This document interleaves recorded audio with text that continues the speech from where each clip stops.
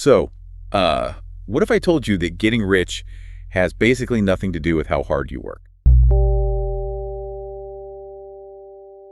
Which, sounds completely absurd right off the bat. Right. I mean, what if your raw talent, your carefully managed savings account, and like your relentless hustle are just completely irrelevant to your actual financial success? It's a huge claim. It is. Today, we are taking a sledgehammer to almost every piece of modern financial advice you've ever been given. We're looking at the possibility that acquiring wealth and, I mean, real, lasting, transformative professional success is an exact science. Yeah, and you mean that literally? Literally. Mathematically certain. Like you plug in the variables, you follow the formula, and the result is guaranteed every single time, regardless of whether you're, a tech founder or working a drive-through window. It's a profoundly disruptive premise, honestly, because we are so deeply conditioned to view economics through this lens of like chaos and privilege and zero-sum competition. Oh, yeah. So the mere suggestion of an exact science of wealth, it feels almost, I don't know, heretical. It just completely flips our understanding of career trajectories and economic mobility entirely on its head. Totally. And to explore this, we're pulling from this really fascinating stack of sources today. For our deep dive, our foundational text is actually a classic piece of literature. We've got excerpts from a book called The Science of Getting Rich by Wallace D. Wattles. Which is an old one. Yeah, originally published way back in 1910, like right during the height of the American Gilded Age. And we are cross-referencing that historical perspective with some really modern insights from a contemporary piece called The Creative Mindset, a blueprint for infinite wealth. The synergy between these two sources is really what makes this exploration so compelling. Because Wattles was writing, over a century ago, right? Way before the internet. Exactly. Before globalized gig economies, before algorithmic trading. And yet, the principles he lays out regarding value creation and moving away from that zero-sum thinking, and really the whole psychological architecture of success, they're echoed flawlessly in our most modern discussions about mindset and economic growth. It's crazy how well it holds up. So here is the mission for this deep dive. We're going to unpack these timeless and, frankly, sometimes seemingly mystical concepts, and we're going to rigidly apply them to your modern reality, your career goals, your personal development, your long-term financial growth. We definitely don't want to leave these ideas just like floating in the philosophical clouds. Exactly. We want to know how this specific science applies to sending emails or navigating a toxic corporate hierarchy, surviving tech industry layoffs, and like mapping out a 5-year plan in a highly volatile economy. Yeah, that pragmatic application is so essential here. Wattles actually explicitly states in his preface that his text is a practical manual. It's not a philosophical treatise. He doesn't want you to just sit and ponder it. Right. He insists that the reader should aim to get rich first and philosophize afterward.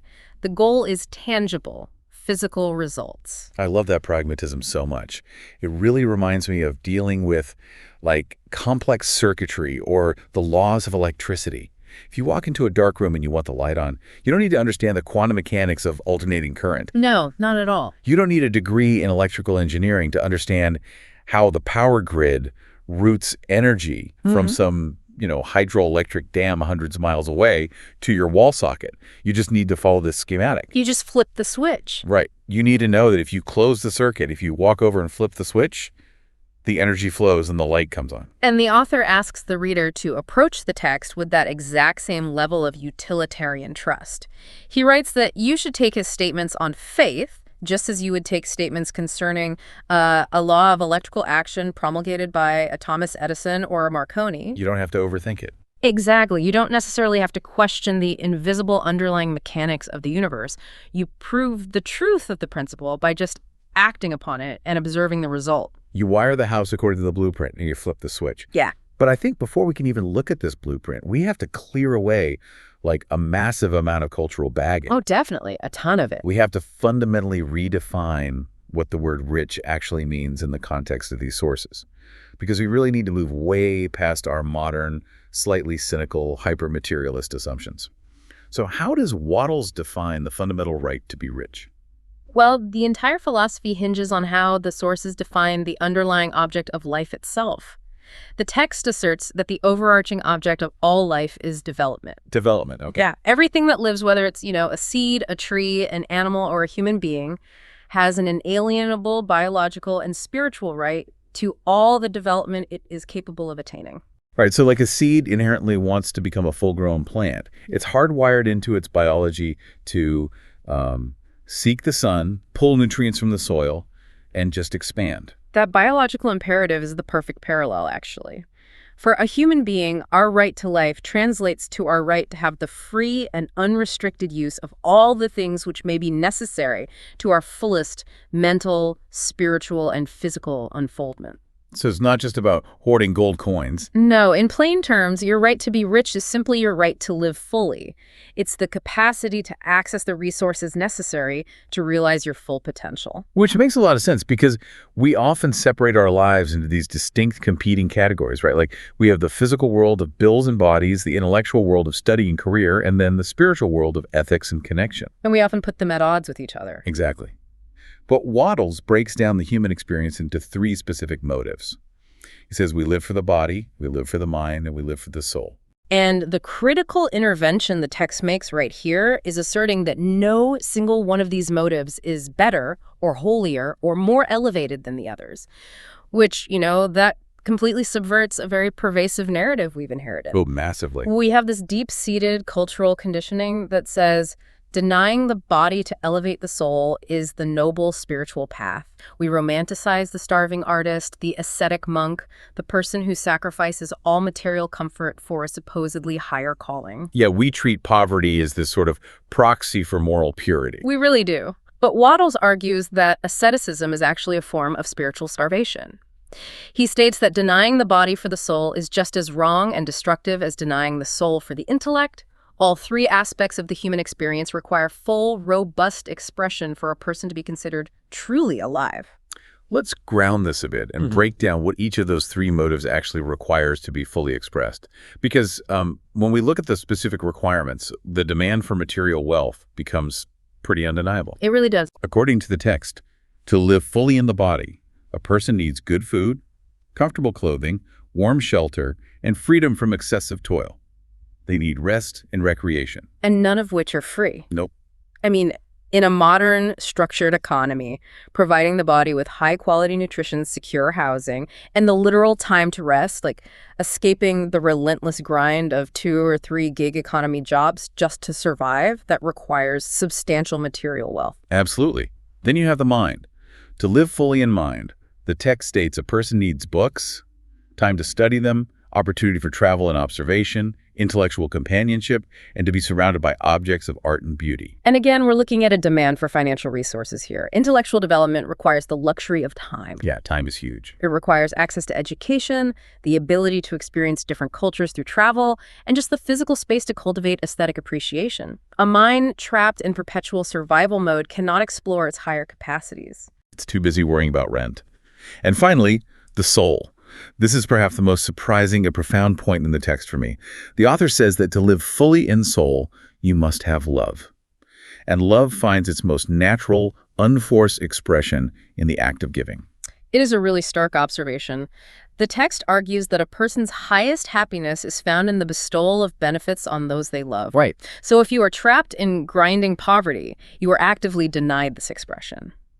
The author uses the example of someone who has nothing to give. They cannot fill their place as a partner, a parent, a citizen, or a human being. Wow. Yeah, poverty actively suppresses the soul's ability to express love through material giving, which he argues is a fundamental human drive. I got to say, I struggle a bit with how this clashes with our modern discourse. Because we are just bombarded with messaging, sometimes from religious institutions, sometimes from, anti-capitalist frameworks, that wanting more money is inherently greedy, like it's selfish, it's the root of societal decay. It's a very common perspective. But yet, this author is arguing that wanting a higher salary, wanting to buy a beautiful home, wanting to fly first class so you arrive at your destination rested and ready to contribute, that is actually a spiritual duty. He's saying that the pursuit of wealth allows you to function fully across body, mind, and soul. That clash is very intentional. The text demands a radical shift in perspective regarding the nature of desire. To really understand this, we have to look at the underlying spiritual and metaphysical philosophy of the book. Okay, let's get into the metaphysics. Wattles refers to a one living substance. Now, you can interpret this as God, the universe, formless intelligence, or even the underlying quantum fabric of reality, depending on your own worldview. Right, whatever works for you. Exactly. But the key characteristic of this substance is that it is alive. And like all life, it inherently and ceaselessly desires more life.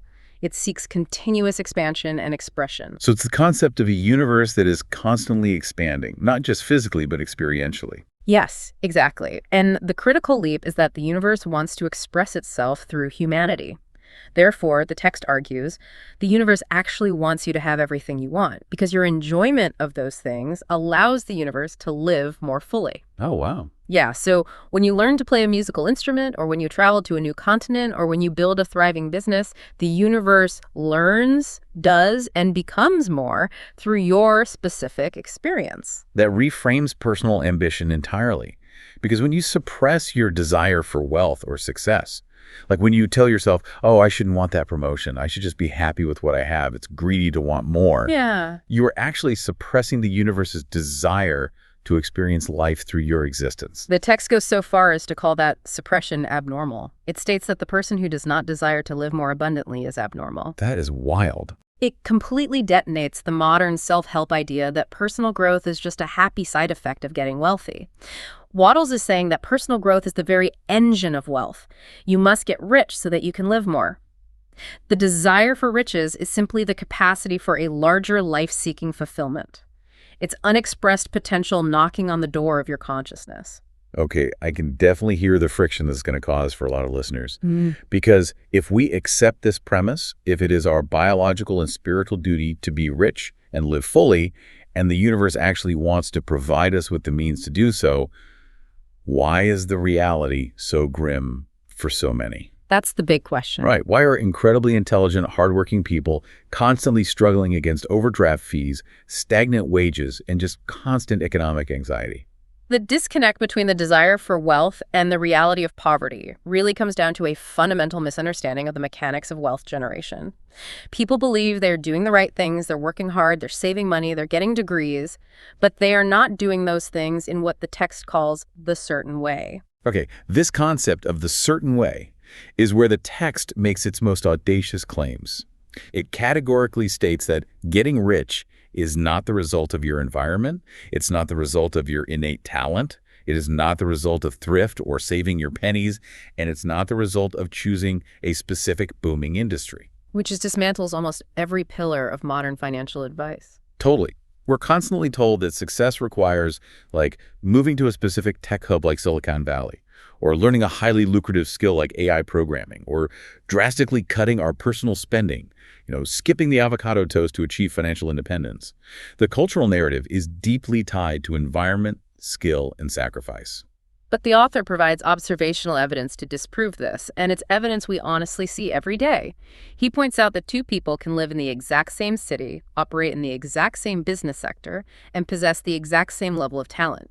Yet one of them builds massive wealth and the other spirals into bankruptcy. It's true. I mean, the logic is sound. If environment were the deciding factor, then everyone in a specific neighborhood would be uniformly wealthy. Right. If talent were the sole driver, then every single person with a high IQ or a specific coding ability would be a millionaire. But the real world doesn't reflect that at all.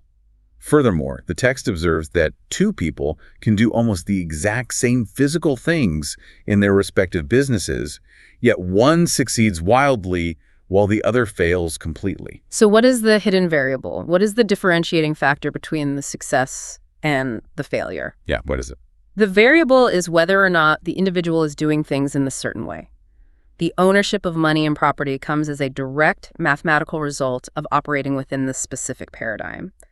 Those who do things in the certain way, whether they do it consciously on purpose or whether they just accidentally stumble into the psychological framework, get rich. And the ones who don't. Those who don't do things in this certain way remain poor no matter how relentlessly they hustle or how incredibly capable they are. We really need to unpack the mechanics of this certain way. The foundation of this entire system rests on what the text calls the first principle. The first principle in the science of getting rich is articulated very clearly. Thought is the only power which can produce tangible riches from the formless substance. Thought. Just thought. Thought. Everything you see in the natural world, every piece of technology, every building, is the visible expression of a thought originating in this formless substance. As the formless stuff thinks of a form, it takes that form. Let's upgrade the metaphor here, because calling this, magic or simply manifestation feels too flimsy for the rigid science the author is claiming. It's not about wishing for a cake and having it just pop into your oven. No, it's a structural process. Right. Let's look at it like architecture and construction. An architect draws a blueprint for a skyscraper. Now, that blueprint isn't a building. It's just a highly organized, intentional thought on a piece of paper. But because that specific thought exists, it begins to organize the chaos of the physical world. I like this analogy. Yeah, like excavators are rented, supply chains are activated, steel is forged in some distant factory, and hundreds of workers are mobilized. The thought didn't magically conjure the skyscraper out of thin air. It provided the precise schematic that organized existing energy and materials into a specific outcome. That is a phenomenal translation of the text's core mechanic. The author asserts that human beings are thinking centers uniquely capable of original thought. If we can clearly communicate our highly organized blueprint to this original thinking substance, we can cause the creation or the formation of the thing we are thinking about. Our minds are the architects. Exactly. Our minds are the architects, and the formless substance is the supply chain and the labor force. But, and this is a big but, the text is also brutally honest about the psychological toll of being the architect.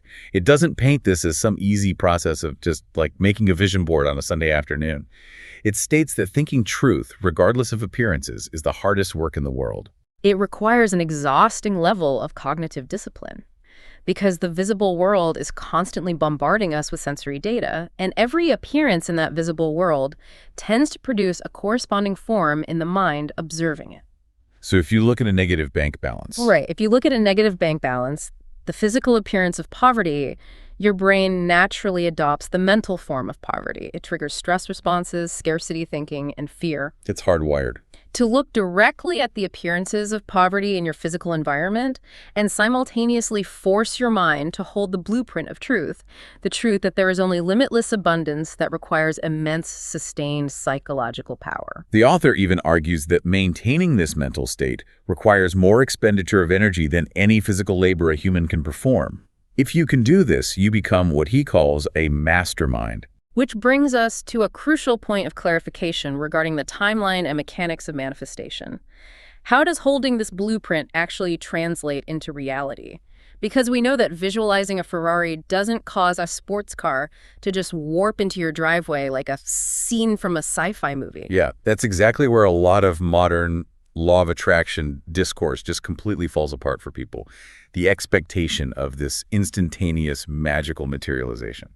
Wattles is very careful to dispel that notion. He uses the analogy of an oak tree.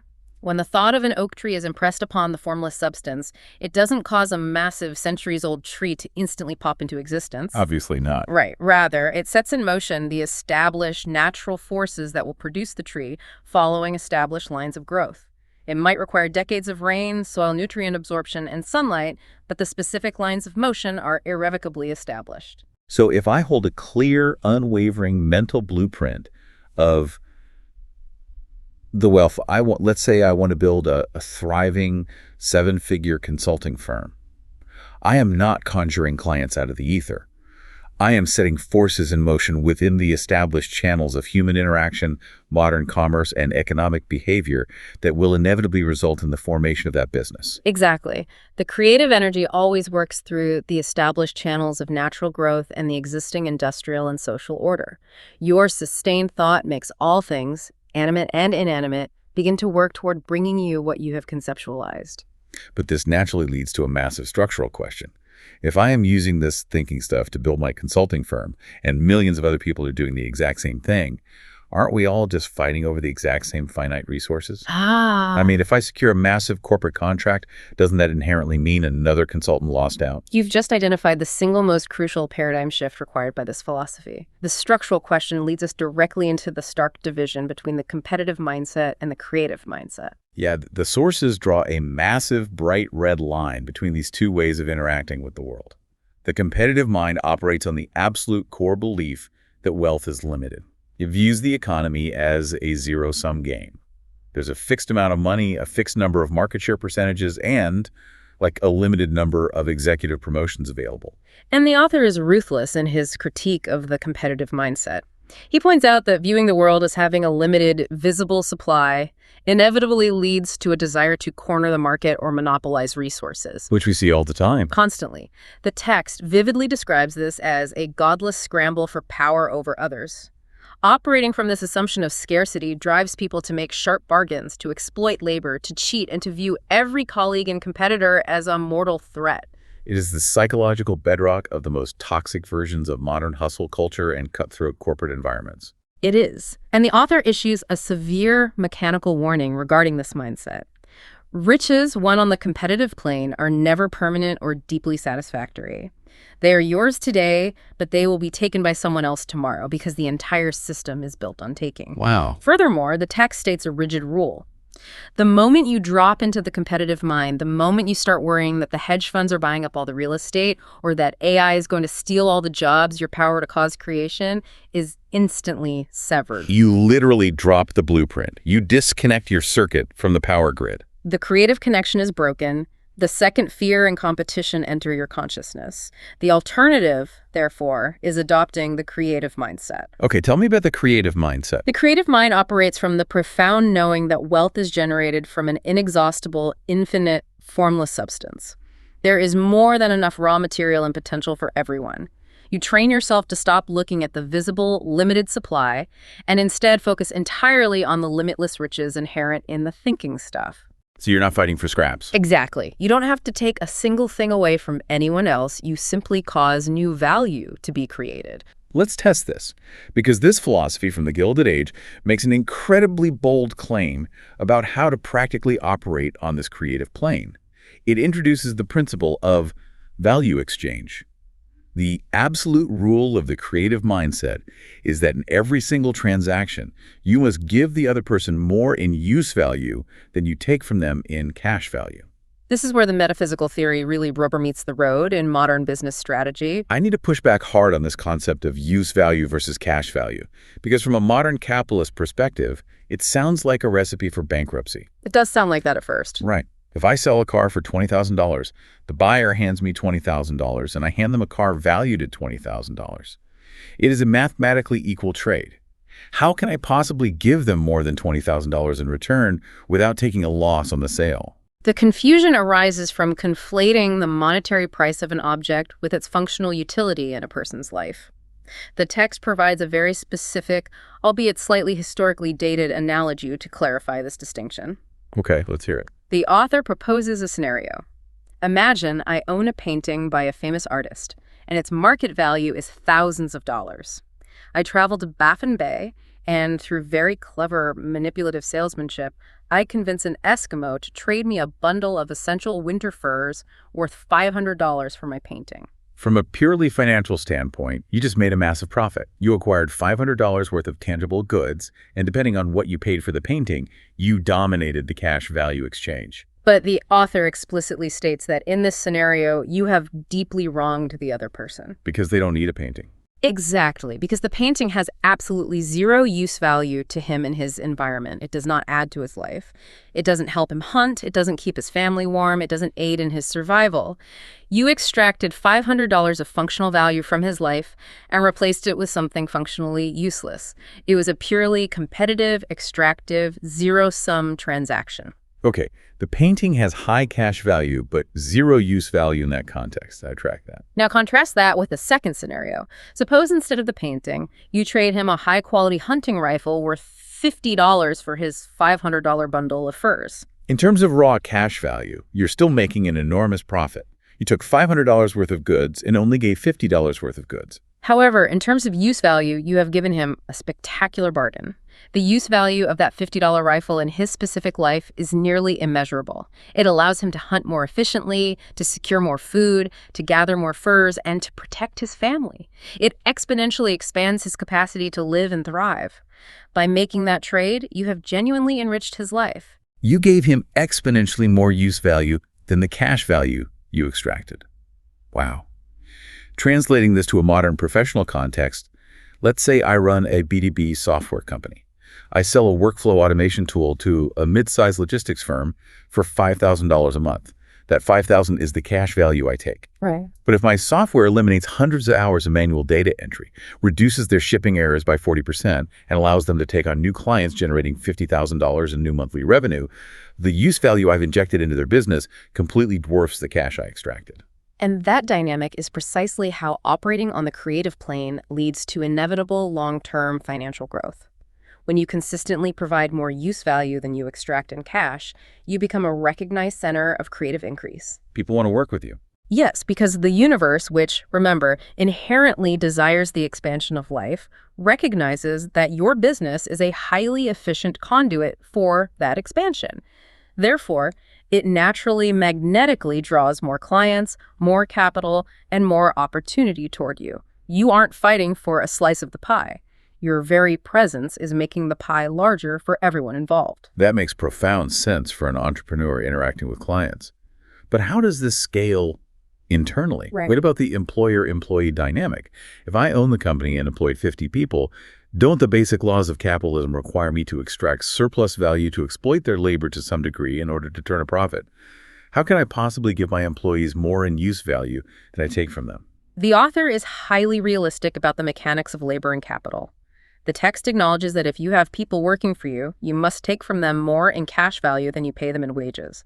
If an employee generates $100 of value an hour and you pay them $100 an hour, the business cannot sustain itself or grow. However, the strict requirement of the creative mind is that you must structure your enterprise to compensate for this cash value discrepancy by providing massive use value in the form of advancement. Okay, so how does a modern corporation practically implement a structure of advancement?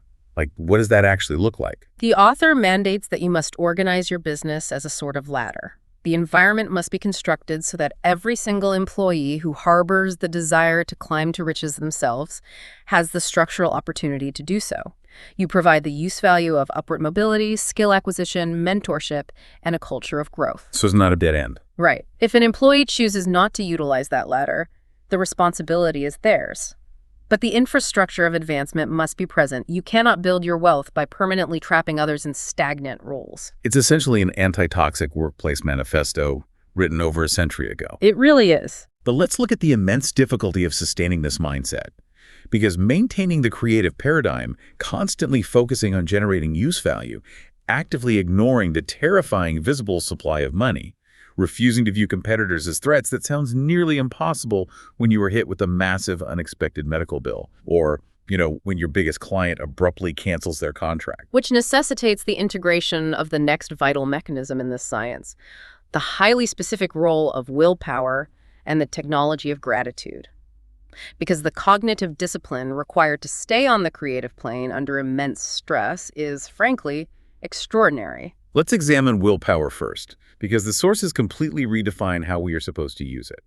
In a competitive corporate environment, we typically think of willpower as the forceful domination of others. Like, I am going to bend this client to my will. I'm going to force my sales team to hit these impossible quotas. Right, it's very outward-facing. But Wattles lays out incredibly strict ethical and functional boundaries regarding willpower. The text is absolute on this point. It states unequivocally that you have absolutely no right to apply your will to other people to coerce them, or even to apply it to physical objects. The author argues that compelling people mentally is fundamentally identical to physical robbery. There is no difference in the underlying principle of extraction. The author even anticipates the justification people use for manipulation, stating that you have no right to use your willpower on another person, even for his own good, because you cannot possibly know what is actually for his ultimate good. This completely invalidates a vast array of modern manipulative sales tactics, coercive leadership models, and aggressive negotiation strategies. The science of getting rich does not require, nor does it allow, you to apply forceful dominance to anyone. In fact, the text warns that attempting to coerce others will actively defeat your purpose, because the very act of coercion immediately drops your consciousness back into the competitive zero-sum mindset. You cut the circuit. Exactly. You cut the circuit. So if the rules prohibit me from using my willpower to dominate my competitors, and I can't use it to compel a venture capitalist to fund my startup, what is the actual function of willpower in this science? Its function is entirely internal. To get rich, you need only to use your willpower to govern your own cognition. You use it to keep your mind anchored at home. You deploy your will to command your own attention. Oh, I see. So you use your willpower to force your brain to hold the architectural blueprint of what you are creating, deliberately refusing to let your attention be hijacked by the negative circumstances surrounding you. Precisely. You use your will to force yourself to think truth. And the primary mechanism, the actual psychological tool that keeps your mind anchored to this truth and prevents it from spiraling into panic, is gratitude. The way the text treats gratitude is fascinating to me. It elevates it far beyond a simple polite sentiment or like a morning mindfulness exercise. It describes gratitude as the literal connection, the wiring, between the individual mind and the supreme intelligence. Let's return to our electrical grid analogy. If holding the thought of what you want is the switch that activates the circuit, gratitude is the physical copper wiring buried in the walls that carries the current. I love that. If you are deeply ungrateful, if your mind is constantly fixated on what you lack, how unfair the economy is, or how much better your competitors are doing, you are taking wire cutters to your own circuitry. The text observes that many people who order their lives rightly in all other ways, they work hard, they have good ideas, are kept in poverty simply by their lack of gratitude, which severs their connection to the formless substance. It's like the reticular activating system in cognitive psychology. Oh, exactly. Your brain filters millions of bits of sensory data every second, and it only lets through what you tell it is important. If you tune your internal radio dial to a frequency of scarcity and complaint, your brain will literally filter out opportunities, resources, and connections because they don't match the frequency you've selected. Gratitude and focused willpower are how you manually override that default setting and force your dial to stay locked onto the frequency of abundance. That psychological parallel is incredibly accurate. And this mechanical understanding of attention explains why the text takes a very controversial, almost jarring stance on how we should interact with negative information. Yeah, this part gets thorny. The author insists that focusing on the negative is completely counterproductive to creation. He states a law. Things are not brought into being by thinking about their opposites. You cannot cultivate deep health by obsessively studying disease pathology, and you cannot generate wealth by obsessively studying poverty. This is a point where I anticipate a lot of friction from listeners. Because Wattles basically argues that you should not focus on charity, you should not dwell on the misery of the world, and you should actively avoid studying the systemic causes of poverty. He writes, if you want to become rich, you must not make a study of poverty. To a modern ear, deeply attuned to social justice and systemic inequality, that sounds incredibly callous. It sounds like a justification for willful ignorance. It does sound harsh when viewed through a modern sociological lens.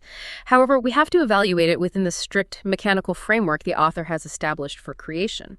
Remember the first principle. Holding an image in your mind impresses that exact image onto the formless substance, setting forces in motion to create it. Right, the architecture. So if you dedicate your cognitive energy to observing poverty, reading exhaustive reports on the horrors of economic collapse, and discussing the misery of the marginalized, you are inadvertently producing the mental architecture of poverty within your own mind.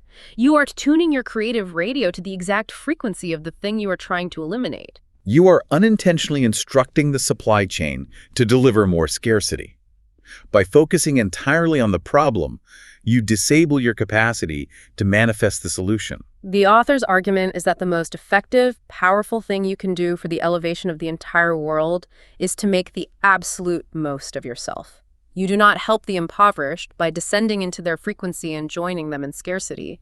You help them most by demonstrating the creative method in your own life, serving as proof that the way out exists. So how does the text advise us to view people who are currently trapped in poverty if we aren't supposed to study their plight or view them through a lens of pity? The text suggests a radical cognitive reframe. It instructs us to view them not as static victims of poverty, but as individuals who are actively in the process of becoming rich. That's a massive shift. We should view them as people to be congratulated on their impending rise, rather than pitied for their current state.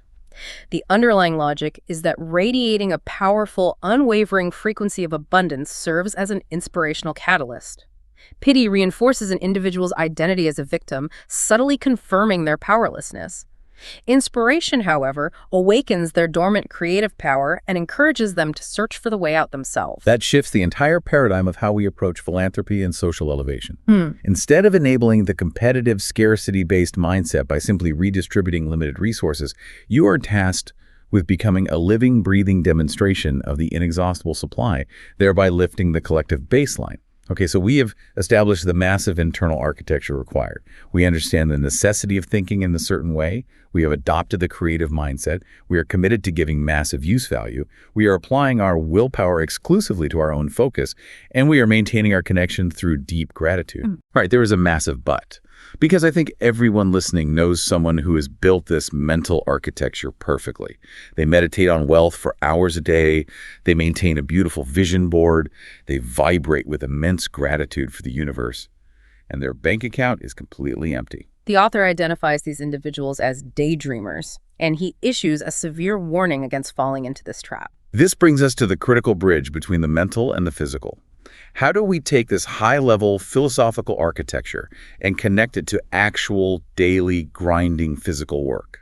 The text resolves this tension with absolute clarity.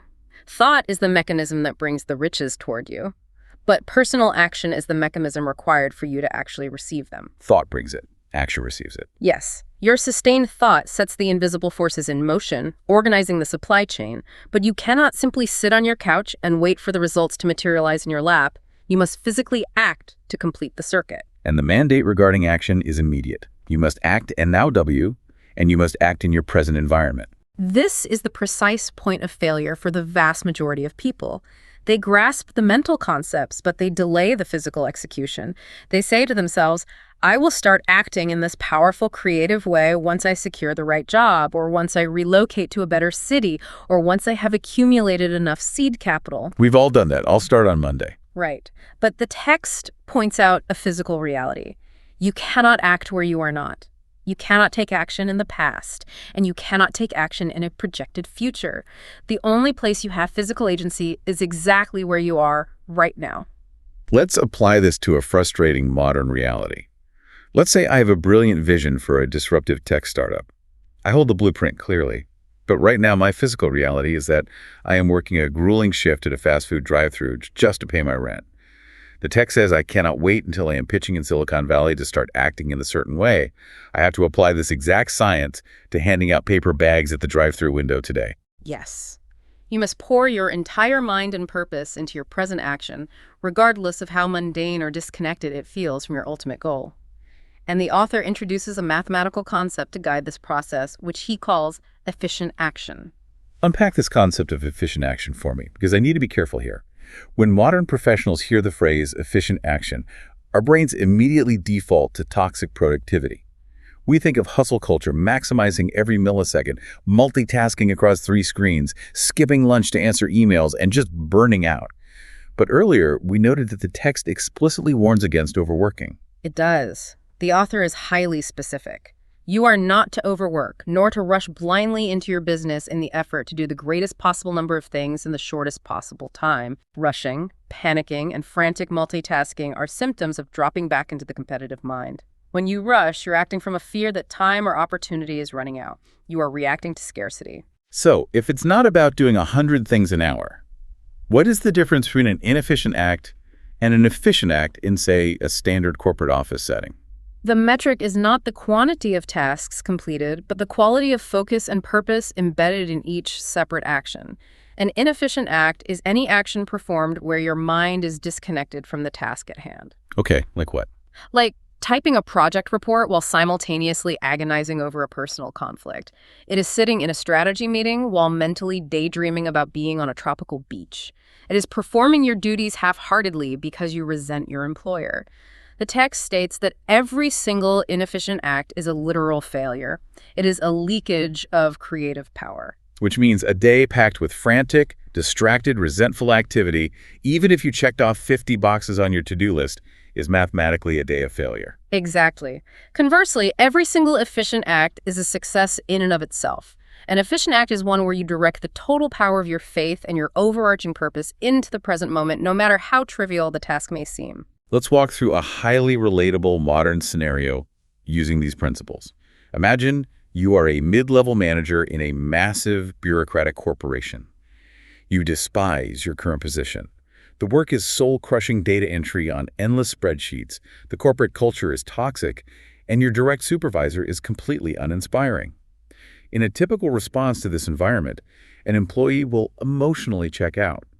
They'll do the absolute bare minimum required to not get fired. They will spend half the day doom scrolling on their phone, and they will spend their mental energy daydreaming about eventually starting their own consultancy. In the framework of this science, that typical response guarantees they will remain trapped.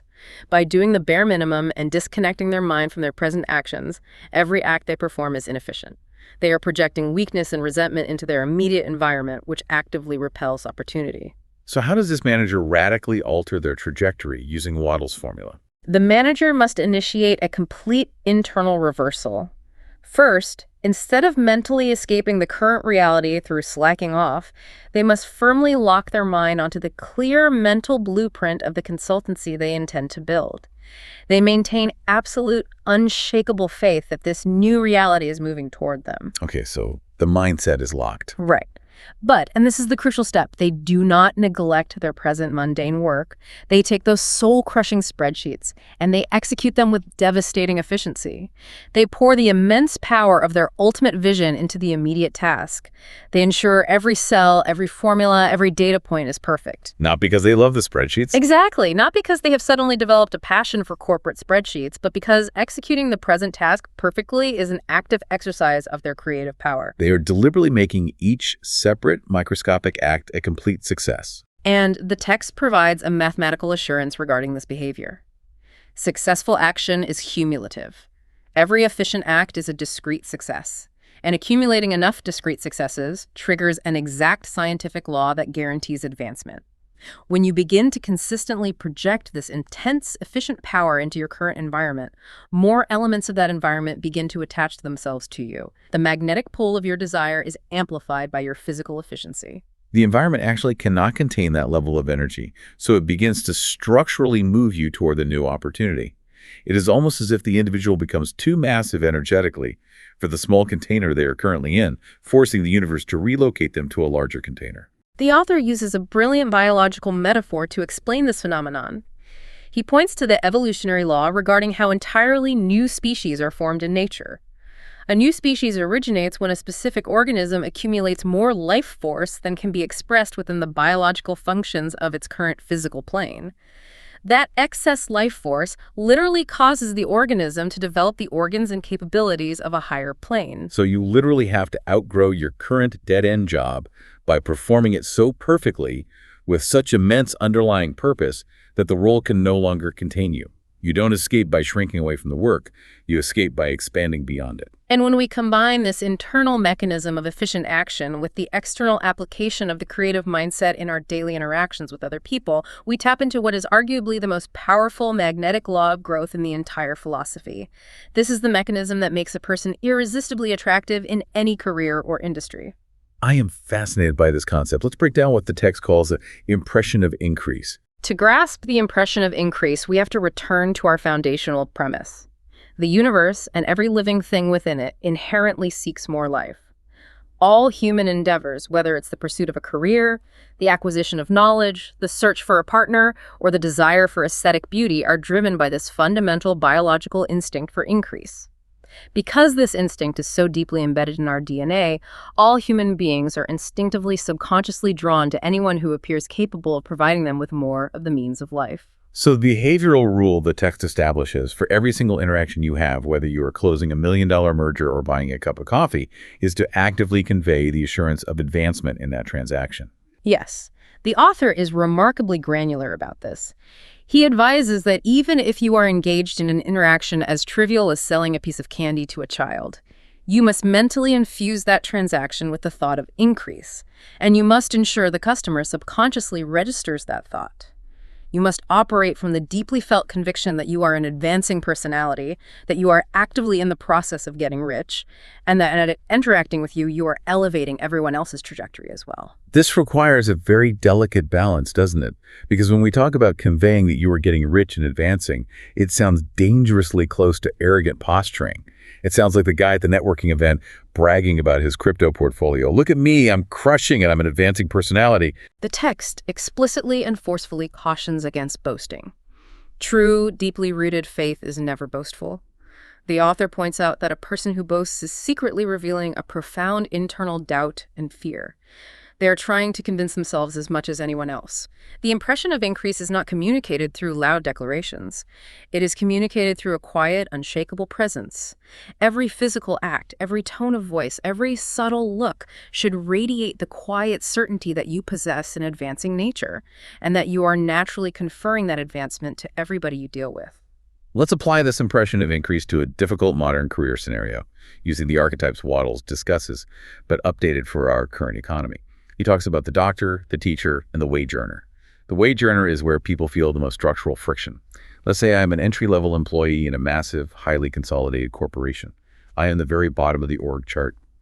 How do I effectively radiate this impression of increase without just becoming a target for exploitation? The initial step is what we just analyzed. You perform your assigned duties with absolute flawless efficiency. But the critical internal distinction is your motive. You do not perform your work perfectly in order to curry favor with your manager or beg for a promotion. That's a subtle but huge difference. The author is intensely realistic about corporate dynamics. He explicitly warns that if you are simply a good worker who flawlessly executes your current duties without any greater underlying purpose, you become immensely valuable to the employer exactly where you are. It is actively against their financial interest to promote you because replacing your efficiency at that specific level is difficult. This is exactly where I need to challenge the text, because this is the exact trap millions of people are in today. What if my direct supervisor is deeply insecure and actively suppresses my advancement? I do incredible work, I make their department look great, and as the text admits, they have zero incentive to promote me. In fact, they might hide my achievements from upper management, so I don't leave. How does radiating this impression of increase actually get me out of that trap? It feels like the specific mechanism here is just making my toxic boss richer while I remain permanently stuck at the bottom. This is where the metaphysical mechanics of the science override the local corporate structure. The text instructs you to realize that you are not ultimately working for your direct supervisor or even for the corporation.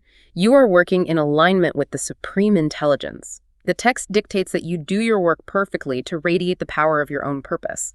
You hold the unshakable mental blueprint of your own advancement, and you communicate the visceral feeling of increase to every fellow worker, every supervisor, and every client you interact with. So by doing that, you transform yourself from a mere employee into a localized center of creative energy within that office ecosystem. Precisely. And this is where the text issues an absolute ironclad guarantee regarding systemic suppression. If there is genuinely no structural possibility for advancement in your present job, if your boss is actively blocking you, radiating this intense sense of increase will force the supreme intelligence to bring a new opportunity to you from the outside. Wait, from the outside? Yes.